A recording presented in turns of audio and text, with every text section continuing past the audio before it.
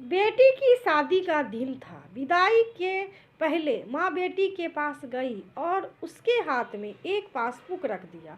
चौंक कर बेटी ने पूछा, माँ ये क्या है? माँ बोली, बेटी इसे मेरी तरफ से अपने लिए एक वेडिंग गिफ्ट समझो। यह एक पासबुक है, जिंदगी के खूबसूरत लम्हों को संजो कर रखने का पासबुक। आज तुम्हारी शादी हुई है तो आज मैंने बैंक में 1,000 रुपये जमा कराए हैं और इस पासबुक में इसकी एंट्री भी कर दी है। इन शब्दों के साथ आज बेहद खुशी का दिन है। आज मेरी बेटी की शादी है। माँ कहती गई, अब तुम अपनी अपनी अपनी अपने पति के साथ एक नई जिंदगी की शुरू करने जा रही हो। अब जब भी तुम दोनों की जिंदगी में कोई खुशी का लम्हा आए तो बैंक अकाउंट में कुछ पैसे जमा कर इस पासबुक में यह जरूर लिखना कि किस खुशी के कारण तुमने वे पैसे जमा कराए थे। खुशी जितनी बड़ी हो, पैसे भी उतने ज़्यादा जमा करना। जीवन में कुछ पल ठहर कर जब भी तुम दोनों इस पासबुक पर देखोगे तो उन खुशी के लम्हों को दोबारा जी पाओगे। बेटी को माँ को यह उपहार बहुत प्यारा लगा। ससुराल जाने के बाद उसने अपने पति को वह पासबुक दिखाया और कहा कि बातें भी बताई।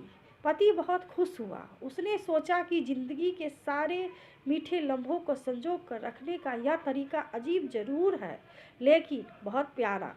उस दिन के बाद से वे दोनों हमेशा खुशी के नए मौके इंतजार में रहते ताकि कुछ पैसे उस बैंक अकाउंट में जमा कर सके। हर छोटे बड़े खुशी के मौके पर उन्होंने बैंक में पैसे जमा करवाए और उस पासबुक में एंट्री की। आज हम दोनों ने पहली बार डिनर पर गए। इसी खुशी में हमने बैंक में 200 रुपये जमा किए। आज मेरी जॉब लग गई। इसी खुशी में मैंने बैंक में 300 रुपये जमा कराए। आज मेरी पहली सैलरी मिली जिससे हम मिलकर शॉपिंग की और इसी खुशी के मौके पर बैंक में हमने 400 रुपये जमा किए। आज मेरे पति का प्रमोशन हो गया। आज मेरा जन्मदिन हमने साथ में मनाया। आज हमने अपनी शादी की पहली सालगिरह मनाई। आज हमारे पहले बच्चे का जन्म हुआ। इस तरह की कई एंट्री पासबुक में होने लगी और हर मौके पर बैंक में जमा पैसे भी बढ़ने लगे। लेकिन जैसे जैसे समय बीतता जा रहा था, पति पत्नी में दूरियां बढ़ती जा रही। में छोटी छोटी बातों पर बहस होने लगी। बहस झगड़े में बदलने लगी। कई कई दिनों तक दोनों में बोलचाल बंद रहती। स्थिति यहाँ तक पहुँच गई कि दोनों एक दूसरे से अलग होने के बारे में सोचने लगे। आखिरकार वह दिन भी आ गया जब दोनों ने फैसला कर लिया कि वे अब तलाक ले लेंगे। तलाक फाइनल करने के पहले पत्नी अपनी माँ के घर गई और अपना दुखड़ा बताते हुए बोली, बस माँ, अब और नहीं। अब मैं उसके साथ और नहीं रह सकती। कोसती हूँ खुद को कि मैंने उससे शादी की। तलाक ले रही हूँ उससे। माँ बोली, ठीक है, यदि तुम्हें यही सही लगता है तो मैं तुम्हें नहीं रोकूंगी। लेकिन तुम्हें वे पासबुक याद है ना जो मैंने विदाई के समय तुम्हें दिया था? तलाक लेने के पहले उस बैंक अकाउंट को बंद कर दो और उसमें जमा सारे पैसे खर्च कर दो। यदि वे शादी इतनी ही बुरी थी तो उससे जुड़ी कोई याद भी तुम्हें नहीं रखनी चाहिए। पैसे खर्च कर वह पासबुक जला देना। बेटी ने कहा, हाँ माँ, आप ठीक कहती हैं।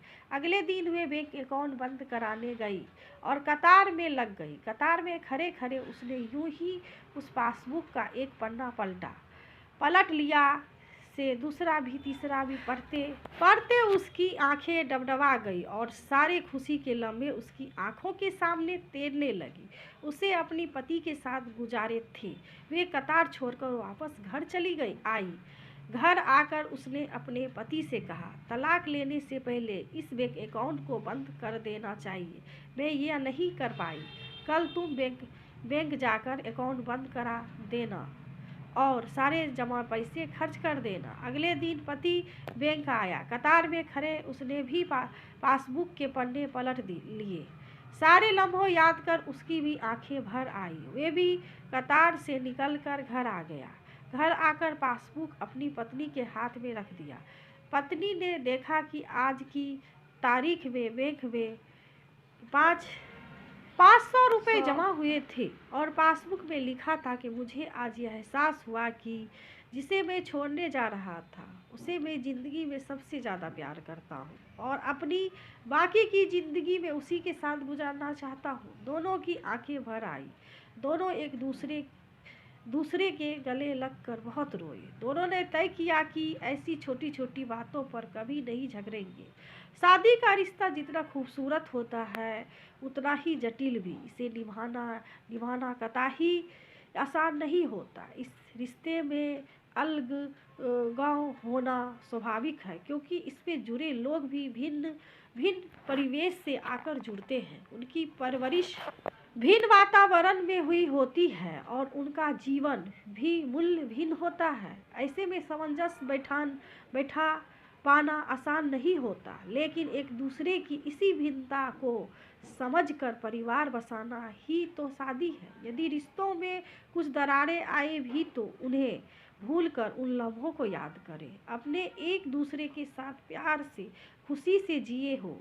वे लम्हे आपके अंदर छुपी हुई भावनाओं को फिर से जिंदा कर देंगे। किसी भी रिश्ते को अच्छे लम्हों के साथ याद कीजिए और बुरे लम्हों के साथ नहीं। यह रिश्ते को मधुर बना देगा।